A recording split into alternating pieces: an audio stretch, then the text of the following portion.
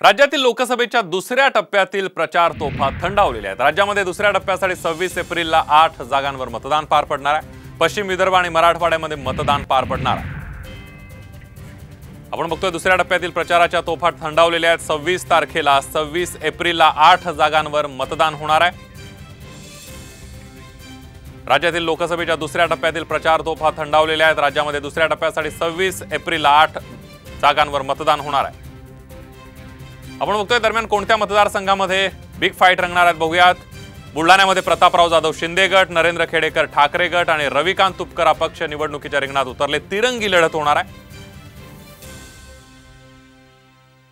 तर अकोल्यामध्ये भाजपचे अनुप धोत्रे, काँग्रेसचे डॉक्टर अभय पाटील आणि प्रकाश आंबेडकर वंचित यामध्ये तिरंगी लढत होणार आहे। इथं सुद्धा अटीतटीची लढत होणार आहे। त्यामुळे अकोल्याचा खासदार कोण हे बघणं महत्त्वाचं ठरणार आहे। अमरावतीमध्ये भाजपच्या नवनीत राणा, काँग्रेसचे बळवंत वानखडे, प्रहारचे दिनेश बुप यांच्यामध्ये तिरंगी लढत होणार आहे।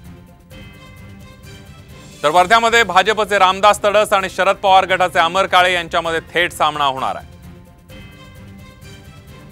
यवतमाळ वाशिममध्ये ठाकरे गटाचे संजय देशमुख यांच्या विरुद्ध असतील शिंदे गटाच्या राजश्री पाटील यांच्यामध्ये यवतमाळ वाशिमचा सामना रंगणार आहे। तर हिंगोलीमध्ये ठाकरे गटाचे नागेश पाटील आष्टेकर तर शिंदे गटाचे बाबूराव कदम कोहळीकर यांच्यामध्ये लढत होईल।